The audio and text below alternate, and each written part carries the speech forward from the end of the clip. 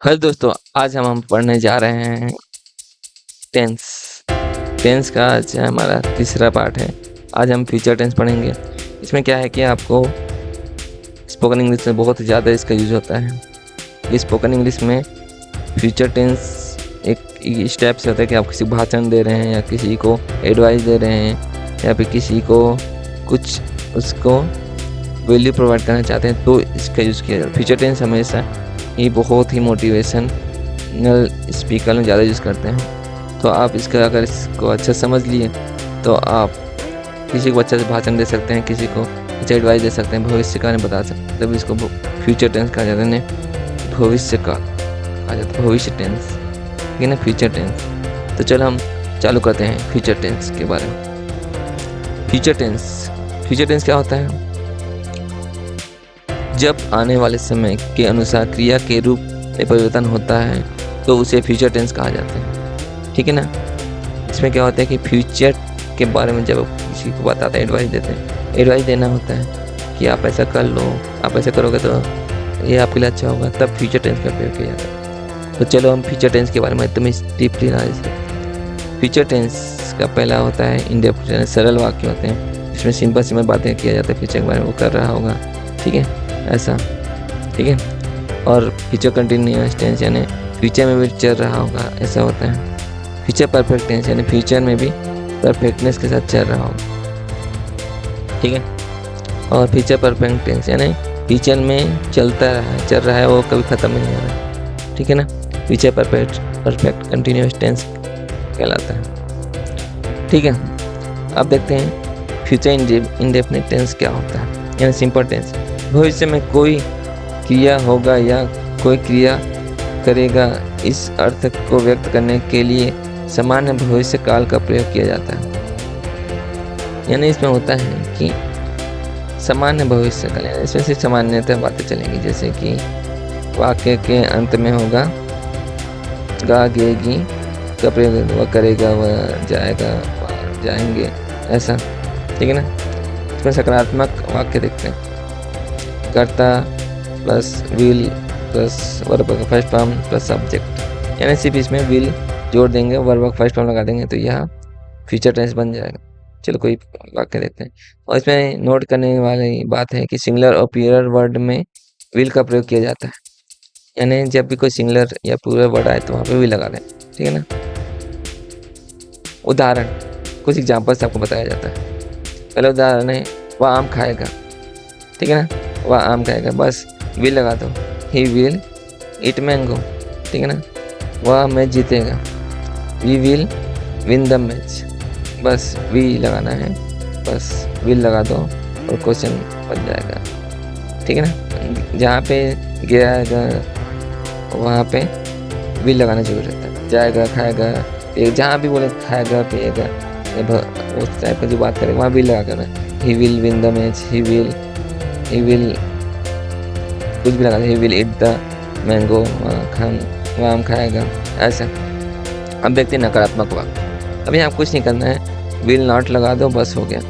देखिए subject plus will not plus verb first form और object, बस विल नॉट लगाना है, बस वहाँ से नकारात्मक शब्द या नेगेटिव सेंटेंस बन जाता है। जैसे कि और इसमें वही है, सिंगुलर और प्लूरल वर्ड में विल नॉट लगा देना, बस इतना ही है, ठीक है ना। उदाहरण देखते हैं। उदाहरण में देखते हैं वह आम नहीं खाएगा, ठीक है। इसमें वही है, will not, he will not eat mango हो जाएगा, यानी वो आम नहीं खाएगा। हम मैच नहीं जीतेंगे, ठीक है। We will not win the match, यानी विल कैसा, विल के बाद में नॉट लगा देंगे, विन द मैच हो जाएगा। प्रश्नवाचक इंट्रोगेटिव होता है, ठीक है ना, ठीक है। विल नॉट, ठीक है, इसमें भी ना इंट्रोगेटिव क्या होता है, विल पहले लगा दो, सब्जेक्ट पहले विल लगा दो, बाकी सेम टू सेम वर्ड यानी वर्ड को लिख दो और कुछ नहीं करना है। और प्रश्नवाचक चिन्ह लगाना बहुत जरूरी है, ठीक है। और ठीक है ना, और क्या करना है, बस कुछ नहीं करना है, बस आपको आप कुछ उदाहरण से बताओ, ठीक है। क्या वह आम खाएगा, इसमें विल पहले लगा दो और ही ईट मैंगो हो जाएगा, ठीक है ना, ठीक है। इसमें भी क्या हम मैच जीतेंगे, इसमें भी विल पहले लगा दो और subject we win the match, will पहले लगा दो, हो गया। नकारात्मक वाक्य देखते हैं। नकारात्मक प्रश्नवाचक वाक्य, इसमें क्या रहेगा कि will subject plus not plus verb का first form plus subject plus होता है। इसमें वही करना है, विल पे लगा दो और नॉट को वहीं कभी रख दो, बाकी सेंटेंस वही कभी रहेगा। देखते हैं, क्या वह आम नहीं खाएगा, यानी वही होगा विल पे लगा दो, ही नॉट इट मैंगो हो जाएगा। ठीक है, क्या हम मैच नहीं जीतेंगे, इसमें वही है, will we not win the match. ठीक है ना। फ्यूचर कंटिन्यूस टेंस, इसमें क्या होता है कि फ्यूचर में भी चलते रहेगा, वही रहेगा। ठीक है, जब भविष्य काल में, भविष्य में किसी समय पर कोई क्रिया जारी रहेगा या क्रिया के शुरू रहने की संभावना या व्यक्त करने के लिए निरंतर या अपूर्ण भविष्य काल का प्रयोग किया जाता है। जो फ्यूचर में भी चलते रहेगा उसे ही फ्यूचर कंटिन्यूस टेंस कहते हैं। ठीक है ना। जैसे कि हम समझते हैं निरंतरता, अपूर्ण भविष्य काल, यानी वह भविष्य में चलते रहेगा जब तक ले उसमें चलते रहेगा इस वाक्य में, यानी वो कभी पूरा ही नहीं होगा। जैसे कि वह आम खा रहा होगा, यानी खा रहा होगा, पता नहीं कब तक खाते रहेगा। ठीक है ना, ऐसा होगा, यानी इसी को होता है फ्यूचर कंटिन्यूस टेंस। ठीक है, इसमें सकारात्मक वाक्य देखते हैं। ठीक है, इसमें क्या करता plus will be plus verb का first form plus N G plus object. इसमें सिंगुलर और प्लूरल के साथ विल भी लगा देना है, यहाँ पे बस विल भी बस लगाना है। फ्यूचर कंटिन्यूस टेंस आएगा तो वहाँ पे सिर्फ एक ही चेंज होगा, विल भी लगाना, और सेम टू सेम कंटिन्यूस में एनजी फॉर्म तो लगाना ही है। कंटिन्यूस एनजी फॉर्म, जहाँ पे कंटिन्यूस टेंस आया वहाँ पे एनजी फॉर्म लगा देना। ठीक है ना, ठीक है, वर्ब के साथ। ठीक है, तो चलो हम देखते हैं। सोनम स्कूल जा रही होगी, इसमें वही होगा कि Sonam will be going to school, यही होगा जी। और अब देखते हैं यहाँ पे, वह तुम्हारा इंतजार कर रहा होगा। ठीक है, we will be waiting for you. ठीक है ना, यहाँ पे विल बी लगा दो और आईएनजी फॉर्म लगा दो, बस थोड़ा करना है। We will be, he will be waiting for you हो जाएगा, बस इतना ही करना है।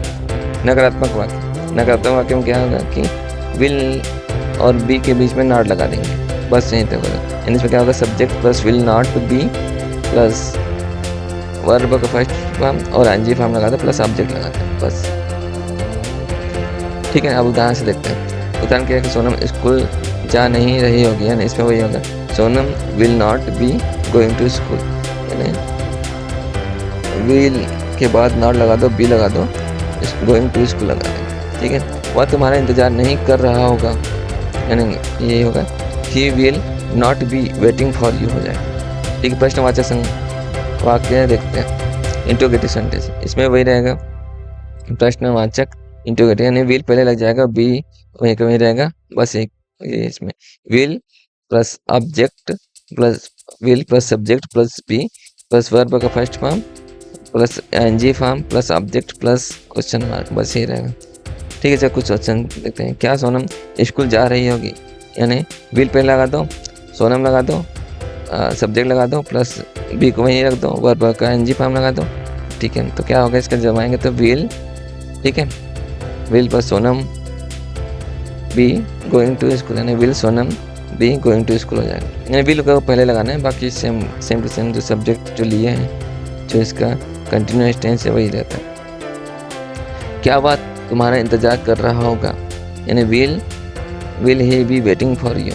ठीक है ना, ठीक है, विल पे लगा दो, ही बी वेटिंग फॉर यू हो जाएगा। नकारात्मक प्रश्नवाचक होगा, नेगेटिव प्रश्नवाचक होगा। ठीक है, इसमें होगा will plus subject plus not be plus verb plus ING plus object plus question mark होगा। ठीक है, क्या सोनम स्कूल नहीं जा रहा होगा, नहीं जा रही होगी। ठीक है, इसमें क्या होगा कि विल पे लगा दो, सोनम प्लस नॉट बी आ जाएगा, फिर गोइंग टू स्कूल हो जाएगा, ऐसा ही रहेगा। बस विल पे लगाना है, बी के पहले नॉट लगा दो, बस यहीं से क्वेश्चन बन जाता है। क्या वह तुम्हारा इंतजार नहीं कर रहा होगा, यानी वही है, विल पे लगा दो, ही नॉट बी लगा दो, वेटिंग फॉर यू, ऐसे करना है। विल पे लगाना है और उसके बाद सब्जेक्ट लिखना है, फिर नॉट लगाना है, फिर बी लगा करके फिर आईएनजी फॉर्म, फिर ऑब्जेक्ट लगा दो। ठीक है, फॉर यू। ठीक है ना। अब देखते हैं फ्यूचर परफेक्ट टेंस। ठीक है, फ्यूचर परफेक्ट टेंस में क्या होता है कि भविष्य में किसी निश्चित समय के पहले कोई क्रिया पूर्ण हो गई होगी यह दर्शाने के लिए पूर्ण भविष्य काल का प्रयोग किया जाता है। ठीक है ना, फ्यूचर में भी परफेक्टनेस के साथ बताया जाता है। तो चलो देखते हैं इसमें क्या होता है। तो इसका पहचान देखते हैं। इसमें वाक्य के वर्ब के अंत में आ, ई, ए अक्षर और वाक्य के अंत में होगा, होगी, होगा या शब्द होगा, अर्थात वाक्य के अंत में चुका होगा, चुकी होगी, चुके होंगे का प्रयोग किया जाता है। सकारात्मक वाक्य subject plus will have plus verb का थर्ड फॉर्म प्लस ऑब्जेक्ट होता है। यहाँ पर सिंगुलर और प्लूरल के साथ विल हैव का प्रयोग किया जाता है। वह बाजार जा चुका होगा। ठीक है ना, वह बाजार जा चुका होगा। इसमें क्या होगा, ठीक है, इसमें वही है कि he will have gone the market. इसमें कही है वही होगा कि इसमें विल हैव लगाएंगे और वर्ब का थर्ड फॉर्म होगा। ठीक है ना, ठीक है, बस यही है इसमें छोटा सा। बस पहुंच चुका होगा, बस विल हैव रीच्ड, यानी भविष्य, ये भविष्य की बात कर रहा है, पहुंच चुका होगा। ठीक है ना, यहाँ वही विल हैव लगा दो और वर्ब का थर्ड फॉर्म। नकारात्मक वाक्य कर्ता plus will not have plus verb का थर्ड फॉर्म प्लस ऑब्जेक्ट। वह बाजार नहीं जा चुका होगा, he will not be gone the market, यानी वही होगा, ही लगा दो फिर विल नॉट लगा दो फिर गॉन लगा दो फिर मार्केट, यानी विल और हैव के बीच में नॉट लगा देना है और वर्ब का थर्ड फॉर्म लगा दो, हो गया बस। He will not have gone the market, यानी वर्ब का थर्ड फॉर्म लगा देना। ठीक है ना, बस यही है। बस नहीं पहुंचा होगा। ठीक है, इसमें वही होगा, इसमें भी बस नॉट, बस विल नॉट हैव रीच्ड हो जाएगा, यानी बस यही होगा कि विल और हैव के बीच में नॉट लगा देना और वर्ब का थर्ड फॉर्म लगा दो।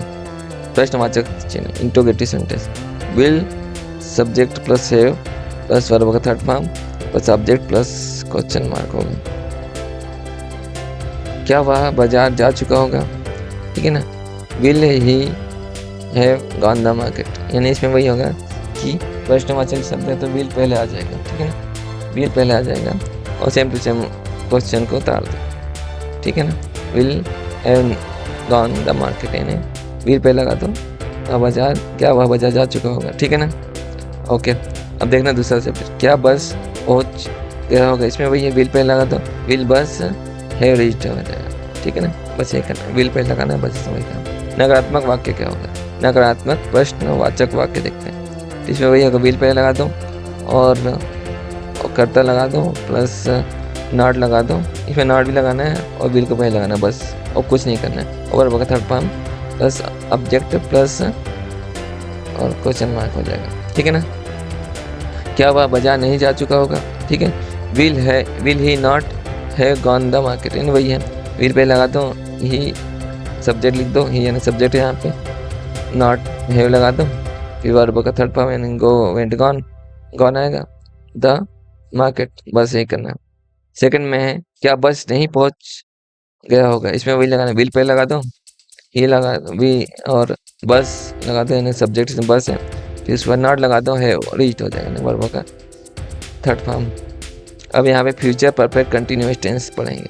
फ्यूचर परफेक्ट कंटिन्यूअस टेंस में वही रहेगा, इसको ध्यान से पढ़िएगा क्योंकि ये इसमें ये थोड़ा सा समझने वाला टॉपिक है। ठीक है ना, चलो देखते हैं। जब कोई क्रिया भविष्य काल के किसी निश्चित समय से बहुत पहले शुरू होकर उस समय पर भी जारी रहेगा या उस समय पर समाप्त होगी, ऐसे काल के वाक्य को व्यक्त करने के लिए पूर्ण निरंतर काल प्रयोग किया जाता है। वाक्य के पहचान, पूर्ण निरंतर भविष्य काल के वाक्यों के अंत में ता रहा होगा, पी रही होगी या होंगे होंगी, ऐसा कुछ भी होगा, शब्द का प्रयोग किया जाता है तो इस काल के वाक्य के समय के साथ संबंध को दर्शाया जाता है। इसमें क्या होता है कि परफेक्टनेस के साथ कंटिन्यूअस चलता रहता है। फ्यूचर में परफेक्टनेस है, यानी परफेक्ट कब होता है, जब उसे निश्चित डेट दे देते हैं कि वह 10 बजे से काम कर रहा होगा या वह सुबह से काम कर रहा होगा, तब यहाँ पे फ्यूचर परफेक्ट यानी परफेक्टनेस के साथ और फ्यूचर में भी चल रहा होगा, यानी वो फ्यूचर में भी परफेक्टली यानी वह 2 घंटे से काम कर रहा होगा, ऐसे टाइम दे देता है। जहाँ टाइम का बात आए, फ्यूचर का बात आए, वहाँ पे परफेक्ट कंटिन्यूअस टेंस रहेगा और चल रहा होगा। तो ठीक है ना। चलो अब हम इसे उदाहरण से समझते हैं। ठीक है, सकारात्मक वाक्य यानी अफर्मेटिव सेंटेंस। क्या होता है अफर्मेटिव सेंटेंस? इसमें क्या होता है कि subject plus will have been आएगी। इसमें ध्यान रखना, इसमें विल हैव बीन जोड़ना है और वर्ब का फर्स्ट फॉर्म लगा दो, और इसमें वर्ब के साथ आईएनजी भी जोड़ देना। फर्स्ट फॉर्म फिर उसमें आईएनजी जोड़ दो, फिर ऑब्जेक्ट के बाद सिंस और फॉर लगाने बीच में जरूरी है। ठीक है ना। जब कोई कार्य चल रहा होगा, टाइम बता देगा, सिंस और फॉर लगा करके टाइम जोड़ देना है। यहाँ पर सिंगुलर और प्लूरल के साथ विल हैव बीन का प्रयोग किया जाता है। ठीक है। सिंस का प्रयोग निश्चित समय के लिए, फॉर का प्रयोग अनिश्चित समय के लिए अर्थात अवधि के लिए किया जाता है। ठीक है। जहाँ पे निश्चितता का प्रयोग होगा वहाँ सिंस लगा दो, जब अनिश्चितता का प्रयोग होगा वहाँ पे फॉर लगा देना है। ठीक है ना। ठीक है। राजू 2 घंटे से सोता आ रहा होगा। इसमें भी अनिश्चित है। ठीक है ना। सो रहा होगा तो क्या लगेगा? फॉर आएगा। ठीक है ना। राजू विल हैव बीन, यानी राजू विल हैव बीन जोड़ दो। ठीक है। स्लीपिंग वर्ब का थर्ड फॉर्म है स्लीपिंग। ठीक है ना। वर्ब का यानी एनजी फॉर्म है यानी स्लीपिंग। फॉर 2 आवर्स यानी 2 घंटे से सो रहा होगा, बस ऐसा नहीं। तुम 5 घंटे से क्रिकेट खेलते आ रहे होगे, यानी वही होगा कि वी तुम यानी ही विल हैव बीन। ठीक है। प्लेइंग यानी वर्ब, खेलता है यानी खेलना क्या होता है? प्ले करना, प्ले का एनजी फॉर्म लगा दो प्लेइंग। फिर जब इसमें क्या क्रिकेट खेल रहा था, क्रिकेट, इसका ऑब्जेक्ट क्रिकेट है। फॉर यानी 5 आवर्स यानी ना, यानी अनिश्चित काल से, यानी फॉर यानी अनिश्चित काल से 5 आवर्स हो जाएगा। ठीक है ना। अनिश्चित काल से। नकारात्मक वाक्य, subject plus will have been plus verb का first form plus N G plus object plus since for first time. इसमें वही है कि नकारात्मक वाक्य हो जाता है विल। ठीक है ना। विल जब हम देखे तो विल हैव बीन हुआ था, तो यहाँ बस उसकी जगह विल और हैव के बीच में नॉट लगा देंगे। ठीक है ना। बस यही होगा। यहाँ पर सिंगुलर और प्लूरल के साथ विल नॉट हैव बीन का प्रयोग किया जाता है। ठीक है। राजू 2 आवर्स, ठीक है, राजू 2 घंटे से सोता नहीं आ रहा होगा, यानी यही होगा। इसमें वही है कि राजू, ठीक है, अब यहाँ पे विल नॉट हैव बीन लगा दो प्लस वही है स्लीपिंग है, सोना है ना, स्लीपिंग कर दो। फॉर यानी उसका टाइम निश्चित नहीं है तो फॉर लगा दो, और कितने घंटे से नहीं सो रहा है तो 2 आवर्स से नहीं सो रहा है, यही हो जाएगा। इन्हें सिंपल सा पूरा इसका सेंटेंसेस को पूरा इसके जो हमारे संरचना है उसके हिसाब से बनाना है, जैसे कि ठीक है ना। अब देखते हैं दूसरा देखते हैं। तुम 5 घंटे से क्रिकेट खेलते नहीं आ रहे होगे, यानी इसमें क्या होगा? चलो इससे पहले क्या है? सब्जेक्ट जोड़ना, ठीक है ना। सब्जेक्ट क्या है? तुम, यू, ठीक है। अब विल नॉट हैव बीन लगा दो क्योंकि नेगेटिव है, ठीक है ना। प्लेइंग क्रिकेट फॉर 5 आवर्स कर दो, ठीक है जी। अब प्रश्नवाचक देखते हैं।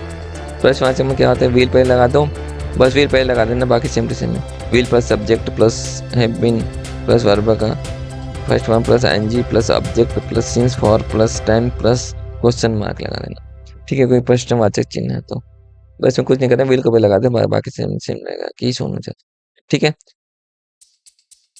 ठीक है, अब देखते हैं कुछ उदाहरण। क्या राजू 2 घंटे से सोते आ रहा होगा?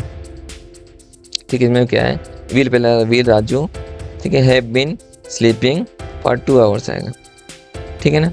विल पहले लगा दो, Raju have been sleeping for 2 hours, ठीक है ना। बस विल पहले लगा देना है और राजू लिख दो have been sleeping for 2 hours लगा दो। क्या तुम 5 घंटे से क्रिकेट खेलते आ रहे होगे? इसमें वही है, विल पहले लगा दो, he have been playing cricket for 5 hours, ठीक है ना। ऐसे ही करना, विल पहले लगा दो, बाकी सेम टू सेम रह जाएगा। Have been playing cricket for 5 hours, यानी निश्चित नहीं है, 5 घंटे खेल रहे हैं, कोई निश्चित नहीं है तो फॉर लगा देना है, बाकी सेम टू सेम वही बार खेलेगा। नकारात्मक प्रश्नवाचक से, नकारात्मक प्रश्नवाचक will subject plus not plus have been verb का first form plus N G plus object plus since for plus time plus यानी क्वेश्चन मार्क है, ठीक है, विल पे लगा दूँ, ठीक है। चलो आपको सेंटेंस से बताते हैं। क्या राजू 2 घंटे से सोते नहीं आ रहा होगा? ऐसा वही है, विल पे लगाओ, फिर राजू, फिर नॉट हैव बीन, पूरा सेंटेंस से पढ़ो। फिर सोता नहीं, सोना क्या होता है? स्लीप, स्लीप का एनजी फॉर्म है स्लीपिंग फॉर 2 आवर्स, यानी निश्चित नहीं है, तो फॉर 2 आवर्स लगा दीजिए, बस इतना सिंपल सा है। देखते हैं इसका सेकंड। क्या तुम 5 घंटे से क्रिकेट खेलते नहीं आ रहे होगे? ठीक है ना, विल ही, ठीक है ना, विल ही या विल यू, अगर वो है तो ये will you not have been playing cricket for 5 hours, यानी विल पे लगा दो, फिर negative sentence not have been लगा दो, फिर प्ले का प्लेइंग हो जाएगा, क्रिकेट ऑब्जेक्ट है, फॉर 5 आवर्स अनिश्चित है, ठीक है ना।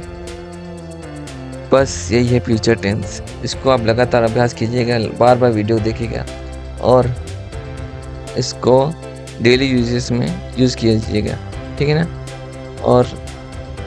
और हम ऐसे भी नए नए वीडियो लाते जाएंगे। इसका अभी सीरीज चलते रहेगा, इसका मैं रेगुलरली इसका अभ्यास कराते रहूँगा, तो आप रोज़ इसे सब्सक्राइब कर लीजिएगा, क्योंकि मैं इस पर नए नए वीडियोज़ लाते जाऊँगा और स्पोकन इंग्लिश का आपको स्ट्रॉन्ग करके ही मैं आपको छोड़ूंगा। और आप हर इंटरव्यू में किसी भी कहीं भी जाएंगे तो एकदम कॉन्फिडेंस होकर के इंग्लिश बोलेंगे, इसका मेरी जिम्मेदारी है। तो आप इसके सब्सक्राइब जरूर कीजिएगा और लाइक ज़रूर कर लीजिएगा, और अपने दोस्त लोगों को जिसका आप इंग्लिश सुधारना चाहते हैं उसको ज़रूर शेयर कीजिएगा यह वीडियो को। तो मिलते हैं नेक्स्ट वीडियो में, तो धन्यवाद।